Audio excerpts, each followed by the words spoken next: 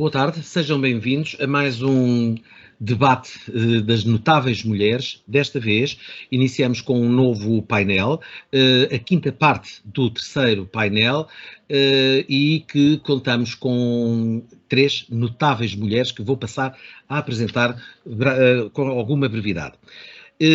Iniciamos com Elizabeth Mendes, que tem licenciatura em Serviço Social, é diretora do Departamento de Gestão Pedagógica e Inovação do Turismo de Portugal, é diretora da Escola de Hotelaria e Turismo do Estoril e Setúbal, chefe de Divisão de Assistência Técnica e Formação nas Empresas, membro da Comissão de Educação e Formação, membro do Conselho Setorial para a Qualificação Turismo e Lazer, e das formações nas áreas de Gestão, da Hospitalidade e Turismo. A professora Maria de Fátima Lambert é formada em Filosofia Moderna e Contemporânea e tem um mestrado em Estética, em Filosofia, Estética Pessoana no Modernismo Português, pela Faculdade de Filosofia de Braga. É professora coordenadora de Estética e Educação, coordena a linha de investigação Cultura, Arte e Educação, no Centro de Investigação, Inovação e Educação, de que foi diretora até 2017. É membro de várias comissões científicas de revistas portuguesas e internacionais. É conferencista em eventos científicos e culturais, autora de vários livros, monografias e textos em revistas científicas. Por último, a doutora Lourdes Serpa Carvalho, licenciada em Biologia pela Faculdade de Ciências de Lisboa, tem pós-graduação em Direito e Política de Ambiente e completou a componente curricular do doutoramento em Gestão Interdisciplinar da Paisagem, com especial foco na valoração dos serviços dos ecossistemas. Está na Comissão de Coordenação e Desenvolvimento Regional do Algarve. Promoveu a elaboração da Agenda Regional para a Economia Circular e, nesta perspectiva, acompanhou a atribuição do galardão Green Key no Algarve. Participou nas reuniões de reflexão para a Estratégia Algarve 2030 sobre as alterações climáticas. Esteve na Comissão Nacional da Unesco, Ministério dos Negócios Estrangeiros. Coordenou o Plano de Ação para a Conservação do Lince Ibérico. Foi diretora dos Serviços de Conservação da Natureza e vice-presidente do ICN, serviço onde entrou em 1984, e também do Serviço Nacional de Parques, Reservas e Conservação da Natureza. Foi também agraciada com o Prémio Fémina em 2012. Correto o ano, porque já foram alguns anos, Lourdes, e de facto já as datas um pouco se confundem. Minhas senhoras, mais uma vez, sejam bem-vindas. Iniciamos o nosso debate com o tema proposto, que é o que mudar em Portugal, reflexões para mudar e planear a sociedade. E vamos começar pelo primeiro tópico, sendo este tópico a sociedade civil, que pode gerar participação ou que pode ser sustentada pela participação e cooperação. Começo por si, por ordem alfabética. Doutora Elizabeth Mendes, o que lhe sugere isto da sociedade civil, tendo que ser o seu papel, muito importante, não só em Portugal, mas como em qualquer país, mas sob a perspectiva da participação e da cooperação? Muito bem. Bom, em primeiro lugar, começo por agradecer o amável convite da Matriz Portuguesa e na pessoa do Dr. João Micael. Também cumprimentar as minhas colegas de painel e transmitir desde já que isto é uma grande responsabilidade, porque mulher sou, notável não sou, de todo, portanto, notável não sou. Portanto, vou dar aqui o meu modesto contributo sobre o pensamento destas áreas tão interessantes e também o meu modesto contributo muito à luz daquilo que eu faço e naturalmente daquilo que eu sei. Eu trabalho no setor do turismo e, portanto, as questões relacionadas com a sociedade cruzam naturalmente com também o setor do turismo, por se tratar do setor da hospitalidade e que tanto contribui para a nossa sociedade em geral e para a economia em particular, não é? E, portanto, aquilo que eu penso relativamente à nossa organização da sociedade e sobre as tendências de uma organização no futuro é que hoje em dia existe, de facto, aqui um paradigma muito acentuado relativamente à participação dos portugueses e das portuguesas, digamos assim, também na sociedade em geral e ao papel das organizações na sociedade. E, contrariamente, se calhar, a algumas correntes a outras correntes que existem, não direi que são mais pessimistas ou mais otimistas, são outras correntes, eu acredito que estamos num caminho interessante de participação ativa das pessoas na sociedade. Eu falo pelos jovens, eu penso que, contrariamente, se calhar, como eu dizia, algumas correntes, eu parece-me que os jovens não estão dissociados da sociedade, nem eles provavelmente de uma forma diferente do que era a nossa geração quando éramos jovens. Naturalmente, eu acho que os jovens hoje em dia colaboram, participam em movimentos sociais. Nós sentimos bastante bem ainda ontem, nós vimos agora aqui no rescaldo de uma noite eleitoral que tivemos, não é? Com resultados bastante paradigmáticos e completamente que contrariavam uma determinada tendência, um determinado padrão. E eu penso que as pessoas em geral e os jovens em particular estão a responder a alguns reptos. Provavelmente não se revêem no clássico padrão democrático, nas clássicas organizações. Portanto, hoje em dia os jovens colaboram na sociedade de formas alternativas, de formas muito mais flexíveis. O trabalho e o emprego já não é considerado como uma atividade estável, onde as pessoas encontram a sua estabilidade, o seu modo de vida. E hoje em dia existem diferentes formas de trabalhar e de organização do trabalho, portanto, e isso também vai confluir para organizações e sociedades completamente diferentes do que o eram aqui há muito pouco tempo.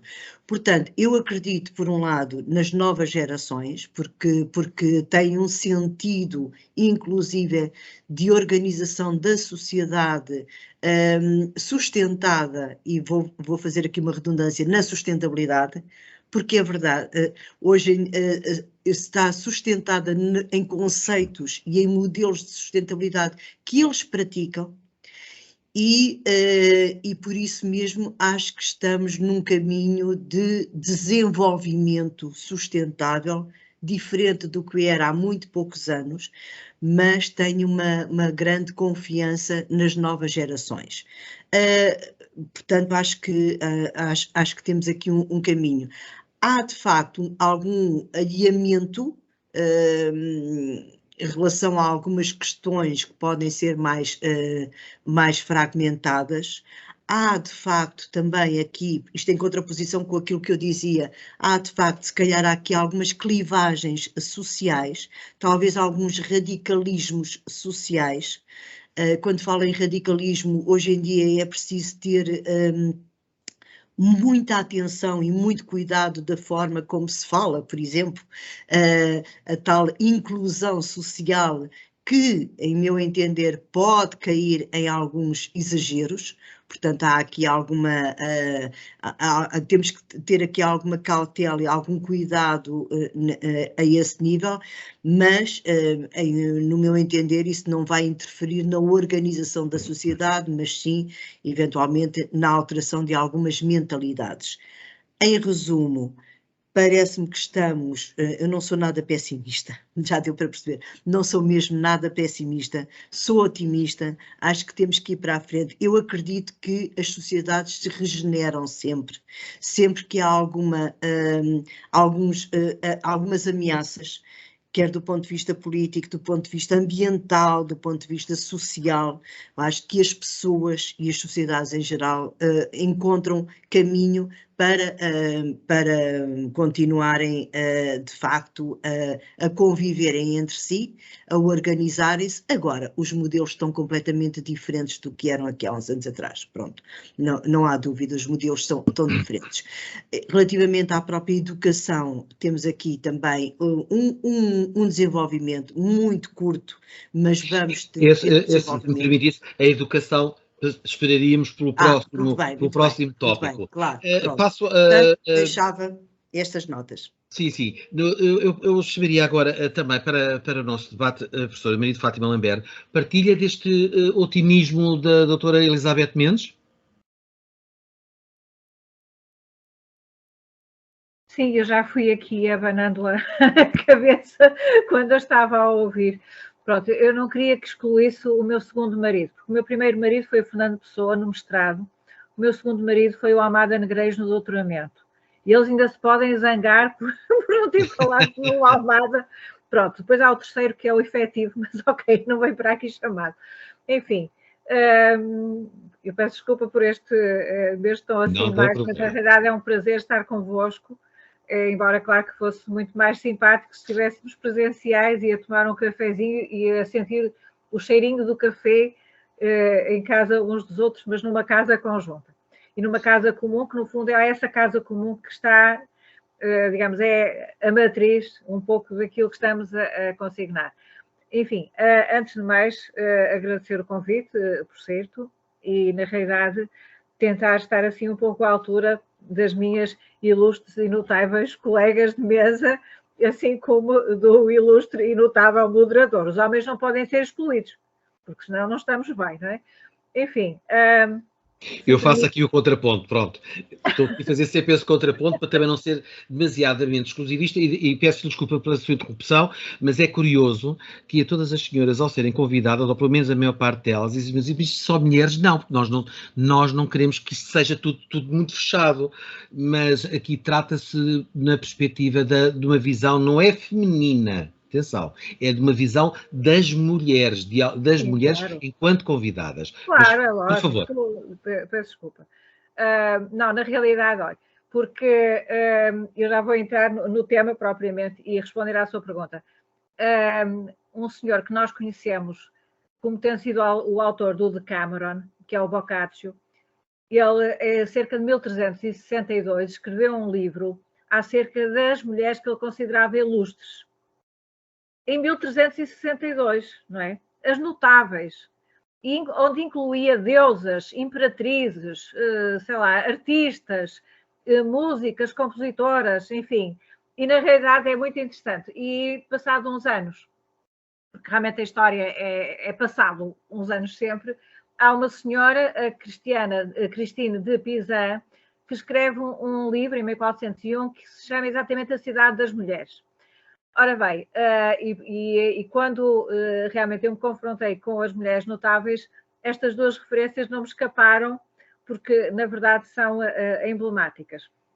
Bom, quanto àquilo que mencionou anteriormente a colega, eu estava, digamos assim, numa linguagem gestual muito básica, a concordar consigo, porque por vezes também talvez lhe aconteça, e sem estar aqui a personalizar exclusivamente para si, mas estendendo a todos. Bem, primeiro, na verdade, não podemos nunca generalizar relativamente às gerações, não é? Porque é como em todas as gerações, e com alguma frequência, quando eu manifesto que, na verdade, tenho, assim, muitas expectativas, e não só expectativas, não é só uma questão de espera, mas de expectativa no sentido construtivo, dinâmico, ativador, relativamente às diferentes gerações, porque tampouco é uma única geração, são várias gerações que estão ativadas e que, em conjunto, é que estamos a construir aquilo que não somente seja um presente, mas que, digamos, que perpassa, não é? E que vai ser projetado naquilo que seja um futuro mais próximo ou mais a médio prazo ou distanciado. Na verdade, eu creio que sim.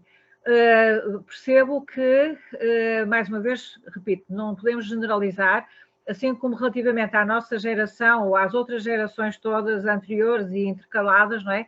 Também nunca podemos generalizar, não há efetivamente um paradigma exclusivo. Mas sim, eu apercebo-me que, pronto, e também o próprio conceito de jovens, não é? Quer dizer, em alguns concursos as pessoas são jovens até aos 45 anos, noutros concursos já são jovens até aos 30. Pronto, eu acho que realmente eles têm mesmo que esticar isto e eu quero aos 50 e tais ser jovem, portanto, acho que é uma questão realmente mental, ou aos 60, ou aos 70, 80, whatever. Mas, na verdade, as pessoas estão impregnadas e agora vou dizer algo que espero que isto não seja mal compreendido, mas houve aí uma zona, eu sou professora há cerca de 30 anos, e na verdade sempre me confrontei, pronto, inicialmente era muito nova, tinha 24 anos, já foi mais há 30, já foi há 34 anos, e na verdade as pessoas tinham um certo elan, não é? Tinham um certo dinamismo, estavam cientes daquilo que era um compromisso social, daquilo que fosse a sua responsabilidade social, e isso persistiu durante alguns anos, até que, digamos, por volta do início do nosso século atual, século XXI, de repente eu deparei-me com um número significativo de pessoas jovens, mas não somente mais jovens, que estava bastante parada. Ou seja, não demonstrava, na realidade, ter assim uma dinâmica, uma consciência que, como é que é de explicar, que tivesse uma concretização em atividades ou, ou na participação de programas mais alargados ou menos alargados, em que realmente se estivesse a comprometer, por assim dizer, com a sociedade, com o coletivo, por assim dizer, não é? Isso decorreu durante talvez uns 5 anos. Eu deparava-me com pessoas excelentes pessoas, não estou a dizer o contrário, mas que na verdade estavam muito centradas naquilo que era o seu desempenho. Já sabemos, e não sei se isto vai ser trabalhado talvez depois, mas aqui de qualquer forma vou mencionar, com aquilo que pudesse resultar em termos de consequência na sua entrada no mercado de trabalho. Não sei se esse tópico depois vai ser trabalhado, ou se eventualmente vamos também. Depois fica o resto para lá. Depois, quando nós entramos na crise existencial mais profunda das crises que Portugal tem desde que é Portugal, né, porque basicamente nós estamos sempre em crise, na verdade apercebi-me que os jovens se envolveram de uma maneira incrível e abraçaram causas que, nomeadamente, não eram tão narcisas, ou seja, que não eram tão egotistas e que, na verdade, demonstravam uma consciência de que havia que trabalhar para aquilo que já nem é só a questão do bem comum no sentido mais jurista, ou, digamos, mas no sentido da comunidade. E isso persiste. Gradualmente eu apercebo-me que as pessoas jovens, porque estamos aqui a falar mais dos jovens, poderia dizer o mesmo relativamente a pessoas de outras gerações, que um pouco como aquele movimento ondular, e que nos acontece a todos, não é? Na verdade, eu penso que de há uns anos, talvez quase há uma década a esta parte, as pessoas têm necessidade de se comprometer com aquilo que realmente sejam os valores, não exclusivamente, digamos, valores num sentido, digamos, de interesse pessoal, como é que é, de progressão numa carreira, não, quer dizer, abarcam causas, quer dizer, que perpassam territórios, nomeadamente pela apresentação que fez. Isso é interessante porque nós aqui estamos a debruçar sobre, digamos, uma franja, porque depois também há as outras franjas de uma sociedade civil, além da, vamos chamar, produtiva, há as outras que vamos chamar sénior. Mas, curiosamente, e passava também a palavra à doutora Lucerpa Carvalho, falou-se aqui este tal conflito, se não conflito, ou pelo menos estes distanciamentos ou incompreensões intergeracionais. Não é nada de novo isto já existe desde tempos imemoriais, inclusive lembro de um dia ter lido de um livro sobre um escriba do Antigo Egito, que já então dissertava sobre tal. As novas gerações serão a perda da nossa vida tal como nós a conhecemos. Portanto, isto não é nada de novo. Há ciclos, eventualmente. O que lhe parece, Lourdes, relativamente à sociedade civil, seja ela dos jovens, dos ativos, digamos, já em fase de produção e também de decisão, ou também dos séniores que já estão retirados da fase e que estão na sua fase de descanso e bem merecido. Como é que lhe parece que neste momento Portugal, e é de Portugal que estamos a falar, nós podemos caracterizar, talvez por uma via simpática que é a da doutora Elizabeth Mendes, mais otimista ou menos otimista, isto depende das perspectivas, da sua participação e da cooperação, que aqui também foi mencionado pela professora Mary Fátima Lambert, menos narcísicas. Muito obrigada. Primeiro de tudo, eu começo por agradecer à Matriz Portuguesa o convite, o desafio que é feito, tal como os meus colegas já mencionaram. Não me sinto uma mulher notável, mas sinto que é notável o que estamos a fazer e o desafio que nos lança terá, espero eu, um efeito notável também. Por isso, muito agradeço, João Micael, muito agradeço à Matriz Portuguesa e é um privilégio, de facto, estar aqui convosco. Sobre participação dos jovens há mais tempo, porque no meu caso eu sou uma jovem há mais tempo, como falava a professora Maria de Fátima, de facto temos, enfim, diverso tempo da juventude. E eu vou-vos dar um exemplo. Eu, várias vezes, pelas minhas funções, neste momento trabalho em desenvolvimento regional e sou muitas vezes convocada a fazer palestras, a trabalhar com diferentes públicos, a tentar fazer chegar o desenvolvimento regional mais longe e a mais pessoas. E no ano passado pediram, uma colega minha que também trabalha os temas da Europa e estudo em contexto também europeu, em contexto de Objetivos de Desenvolvimento Sustentável, Agenda 2030 para as Nações Unidas. Bom, e lá fui falar aos jovens que estavam a preparar parte daquele movimento da greve climática, que todas as sextas-feiras se reuniam à tarde ou 2 sextas-feiras por mês se reuniam e lá fui eu muito preocupada como é que isto vai correr. Aqueles jovens da greve climática, aquilo, bom, eles têm um movimento estranho, não tem um movimento nada estranho. Eu tenho que vos dizer também que em 1980 estava eu na faculdade, também participei em movimentos ambientalistas, fui fundadora de um movimento que hoje em dia é uma organização não governamental de ambiente, do GEOTA, fui uma das fundadoras do Grupo de Estudos de Ordenamento do Território e do Ambiente, portanto tenho um curso de participação pública e de facto dei comigo a dizer aos jovens, mas organizem-se, isto não podem ir por este caminho, se calhar porque dá mais trabalho a ser trilhado, se calhar se quiserem chegar àquele resultado é mais fácil fazerem assim, e de repente dei comigo a reviver todo o tempo, toda a minha participação desde os anos 80. Foi extremamente interessante e de facto foi um desafio e vê-los entusiasmados e, por exemplo, nós aqui no Algarve temos muita militância a favor do ambiente, a favor do meio marinho, sobretudo a favor do meio marinho há muita militância, há de facto muito envolvimento, temos também envolvimento na área de economia circular, aqueles, digamos, aqueles trabalhos com as embalagens, enfim, há uma série de gente muito envolvida, gente muito nova, gente menos nova, jovens há mais tempo, de facto muito envolvidas e a trabalhar ativamente. É verdade que podemos ir mais longe e este trabalho da participação ativa, de ativismo, pode ir a uma cooperação e pode ir a uma cooperação com as instituições. Pode, no fundo, até acabar por complementar e trabalhar para o Objetivo de Desenvolvimento Sustentável 17 com as parcerias. Todavia, até lá chegar, ainda falta um pouco.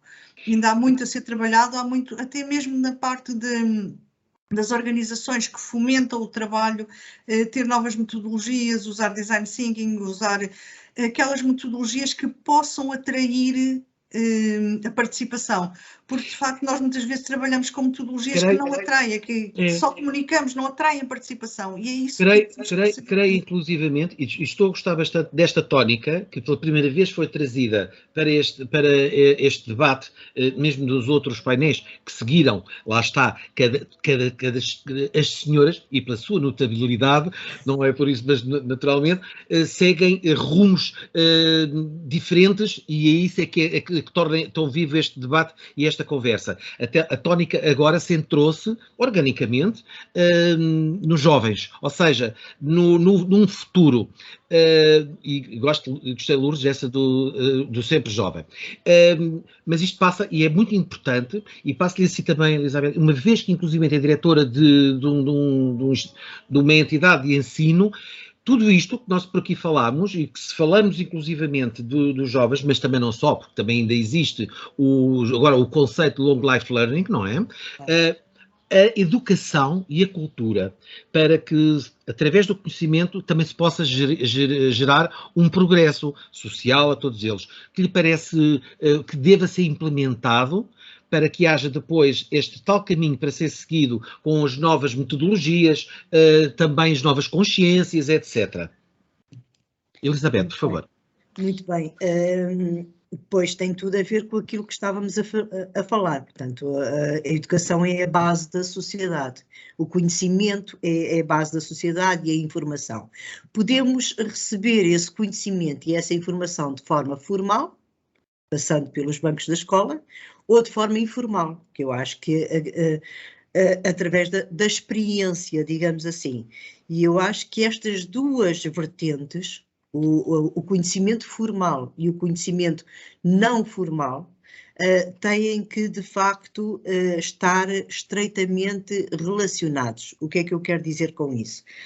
Os indicadores a nível da educação não são muito favoráveis para o nosso país. Nós estamos na cauda da Europa, relativamente na cauda da Europa e segundo os últimos indicadores a nível mundial, Portugal ocupa lugares bastante nada cimeiros, muito pelo contrário, relativamente à escolaridade, sobretudo dos adultos. Nós temos ainda uma população bastante que falta, que não é escolarizada, portanto existe ainda grupos bastante significativos de pessoas que não passaram por qualquer grau de ensino, portanto não têm qualquer grau de ensino, e desde o ensino básico, que é considerado o 9º ano de escolaridade, por aí adiante, portanto, vai baixando, digamos assim, o grau de escolaridade, e temos neste momento uma grande preocupação. Nós, há uns anos a esta parte, nós implementámos no nosso país a escolaridade mínima obrigatória do 12º ano, o que foi, de facto, uma meta bastante ambiciosa para o nosso país e para o tradicional e para a própria capacitação das estruturas escolares para responder a esta meta, a este desígnio. Tem sido feito um caminho interessante a esse nível e, sobretudo, por isso é que eu vou agora retomar o início do que eu falei, sobretudo também através de alguns centros, que são os centros de formação, centros de qualificação, os centros Qualifica, que reconhecem as competências dos adultos. O que é que quer isto dizer?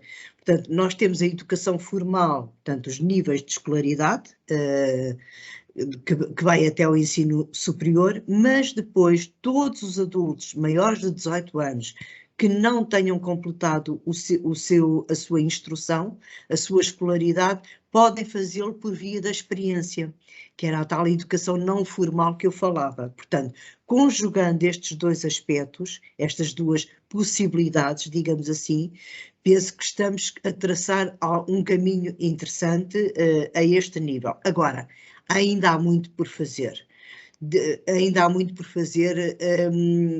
Sobretudo, cá está, como dizia a Maria de Lourdes, e muito bem, e também a Maria de Fátima, nós temos que captar o interesse e a motivação dos jovens através de métodos inovadores. Isto que estávamos a falar há pouco da sustentabilidade cruza perfeitamente. A sustentabilidade não é por decreto, portanto, que se pode ensinar sustentabilidade. Sustentabilidade é uma atitude, claro que também implica, são práticas, mas é também, sobretudo, uma atitude.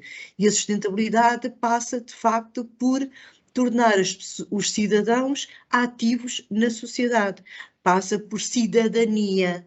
E a atitude de cidadania, que hoje em dia já aparece traduzida em alguns currícula escolares, como unidades de complemento curricular, mas aparece, já é um bom sinal, mas quer a cidadania e a cidadania para a sustentabilidade faz com que os alunos fiquem mais motivados. Portanto, o passar por uma escola é receber conhecimento, não vamos escamotear isso, e tem que ser receber conhecimento, conhecimento orientado, conhecimento por quem sabe, por quem transmite. O professor e o formador têm que ser um facilitador na transmissão de conhecimento. Tem que ser complementado também. Exatamente. Também tem que ser complementado. E tem que ser complementado com métodos inovadores, com o trabalho por projeto, acho que é extremamente... A interdisciplinaridade. O aluno não pode ter a história desligada da geografia e a geografia desligada da língua portuguesa. Por isso mesmo se verificou, conforme também a professora Maria de Fátima Lambert há pouco disse, que havia depois também, antes, uma certa geração que... Depois eu acredito que há pouco estava a mencionar a década dos anos 80, princípio dos anos 90 do século passado, onde houve uma experimentação, onde houve toda uma consciência e uma procura e uma valorização a todos os níveis, mas depois que ficou tudo muito autocentrado no indivíduo. Aliás, nos Estados Unidos até criaram uma designação para esses novos indivíduos, que eram os IAPIs, que eu acho uma coisa extraordinária. Pelo menos tinha um bom aspecto. Professora, relativamente, enquanto da sua perspectiva de professora também de estética e educação, não forçosamente da vertente da estética ou o que seja, mas isto também é bastante importante então ao nível da educação, verdadeiramente que é a base de toda uma sociedade, não é? Sim, sim. Olha, eu ficava muito mais feliz se deixasse de me dizer sempre professora, não é? Ficava mais feliz então, pronto. também Maria de Fátima. Maria de Fátima. Pronto, ok. Acho que ficamos em pé de igualdade. Olha, só ia, na realidade isto é complicado porque vão surgindo propostas das palestrantes anteriores e eu só queria lembrar algo que realmente se inscreve neste tópico, mas que vai repercutir no anterior. Porque todos eles estão em vasos comunicantes, quer dizer, não podem estar fechados, não é? E qualquer coisa que é extraordinário que nós temos em Portugal e que não é tão praticado em outros países, que são os maiores de 23. Ou seja, nós temos realmente essa possibilidade de dar acesso a pessoas ao ensino superior que, por motivos vários, não puderam, digamos, ter desenvolver um percurso de ensino, concatenado e aquilo que é o convencional, mas que se propõem, mediante, portanto, como toda a gente sabe, o estudo de determinadas temáticas e consoante os cursos nos quais se pretendem inscrever, vão prestar provas e ingressam no ensino superior. Ora bem, a experiência que eu tenho, portanto, a nível da Escola Superior de Educação no Politécnico do Porto, onde trabalho já há muitos anos, é que realmente essas pessoas são de excelência. São pessoas que trazem uma vontade, uma determinação perfeitamente incrível, ultrapassando circunstâncias que envolvem, portanto, situações de trabalho, portanto, precário ou não precário, não é? Famílias a gerir, onde, digamos, se projetam essas tais convivências intergeracionais, porque têm os filhos, mas têm os pais em casa e têm que gerir tudo isso. E nesta fase que nós estamos a passar do Covid, quer dizer, nomeadamente com aulas em Zoom, eu fui testemunhando, como se calhar vós também, como é que realmente é viver em conjunto, dentro da mesma casa, com várias gerações e as pessoas os tais estudantes que entram pelo contingente dos maiores de 23 são pessoas que superam de uma maneira incrível tudo aquilo que poderiam ser restrições e constrangimentos. Isso é absolutamente notável. E é uma felicidade muito grande que pessoas, às vezes, que fizeram uma licenciatura aos 54 anos, aos 57 ou 58 já estão no mestrado e aos 60 estão no doutoramento. Portanto, é verdadeiramente notável. Portanto, isso é algo que nós temos realmente boas práticas cá em Portugal e que, em alguns casos, quando eu vou em mobilidades, quer Erasmus, quer para outros continentes, mais concretamente para o Brasil, na realidade as pessoas dizem maiores de 23, mas isso é ótimo. Na verdade, é algo que realmente tem funcionado bem. Por outro lado, e dentro daquilo que é essa requalificação, ou muitas vezes até a qualificação, não é? Portanto, eu venho desde um período em que surgiram uns cursos que se chamavam cursos superiores de ensino especializado, que eram os famosos SESs, em que realmente as pessoas que eventualmente podiam ter tido uma formação anterior e queriam dar-lhe continuidade, podiam ingressar. E no contexto desses SESs, desses cursos de ensino superior especializado, eu lecionava num que se chamava Educação de Adultos e Animação Comunitária. Porque, na verdade, quer dizer, como professora coordenadora, sou professora coordenadora de Educação Estética, mas tenho trabalhado em muitas áreas. E aquilo que eu verifiquei, e que nós procurávamos, digamos, dar uma formação societal de intervenção na comunidade, de uma reflexão, de um pensamento, porque, na verdade, quer dizer, a mim não me preocupa que as pessoas estejam só, ou não é esse o meu foco, digamos, o meu escopo não é que realmente os alunos, como professora neste caso, mas também como, sei lá, quando exerço outras atividades, que as pessoas tenham a capacidade de memorizar conhecimentos. Têm que os saber trabalhar. Têm que ser capazes de desenvolver um pensamento crítico. Têm que ser capazes de desenvolver um discurso crítico. Quer dizer, já o Fernando Pessoa dizia, não é? Que realmente poucas pessoas tinham capacidade até de pegar naquilo que os outros tinham pensado e escrito e avançar, ou pelo menos problematizar. Esse é o grande problema que por vezes nos surge, é que nós temos pessoas que podem ser uns excelentes alunos porque mimetizaram, incorporaram, empinaram, como se dizia no meu tempo, os conhecimentos, mas são incapazes de fazer algo com isso. De os utilizarem.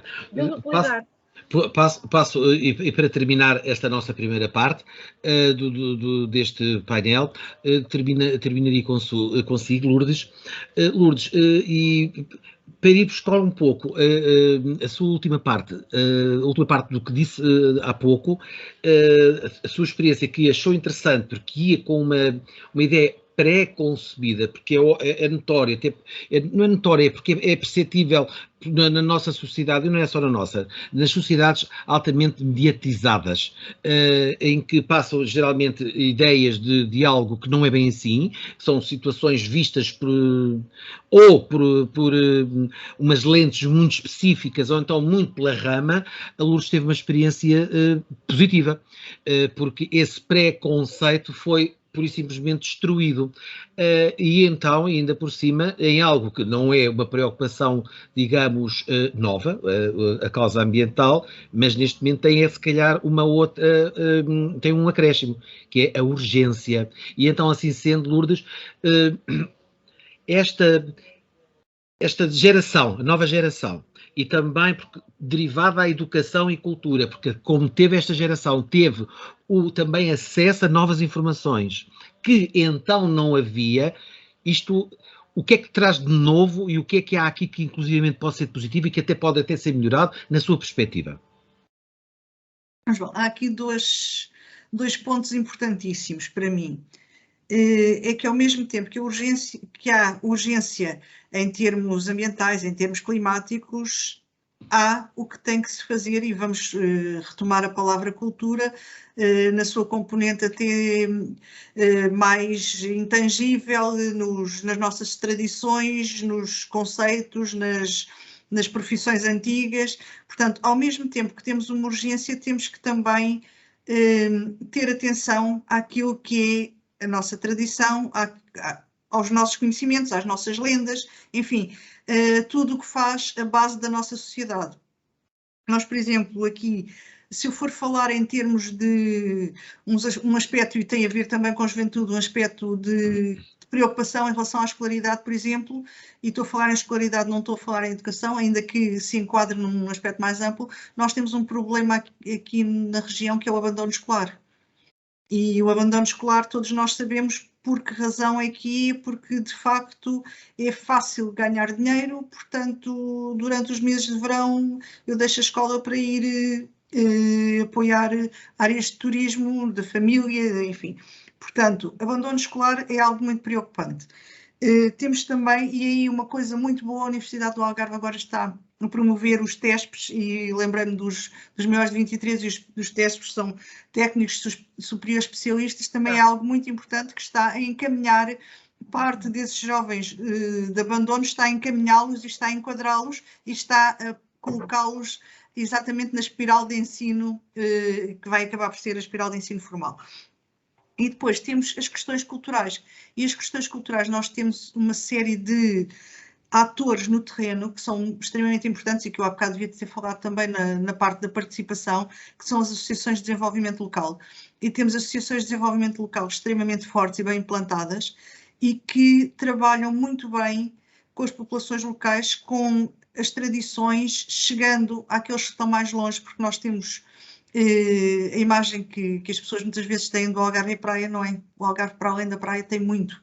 Tem uma zona de serra lindíssima, tem uma zona de barrocal espetacular e tem população. E a população está distribuída em toda a região e tem a sua maneira de trabalhar com as condições ambientais que existem, e por isso muitas vezes o artesanato, que é uma manifestação cultural, tem muito a ver com no fundo, com as plantas que existem na região, os cestos de cana, os cestos de boinho, portanto, com o barro das zonas de ribeirinha. Portanto, há uma série no fundo, de atividades artesanais que são extremamente importantes de perpetuar e dar a conhecer, porque de facto elas, no fundo, dão a característica da região. Nós preparámos o ano passado, no contexto de um projeto de Magalhães, um projeto POCTEP, que tem a ver com cultura, que vai desde o Museu Zero, que é um museu digital,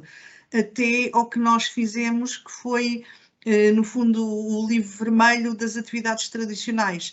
Nós, neste momento, elencámos todas as atividades tradicionais, falámos com todos os artesãos e temos preparado um livro para divulgar e para mostrar o que é a cultura, o que são as atividades. O Algarve tem muito de aspectos tradicionais que importa preservar e que importa conhecer quando se compra o produto turístico, quando se compra o chapéu, se calhar aquele chapéu é de plástico, não é de palha, e se é de palha que não é de cá. Portanto, importa, e voltando ao conceito de sustentabilidade, importa utilizar os materiais locais, importa viver, portanto, tudo isto também tem a ver com cultura e fecha um pouco o ciclo da educação, que para nós às vezes é um pouco difícil aqui de fechar, porque pela educação formal, certo, consegue-se chegar lá. Quando vamos com a questão não formal, temos mais dificuldades de envolvimento, porque, enfim, porque há outros polos de atratividade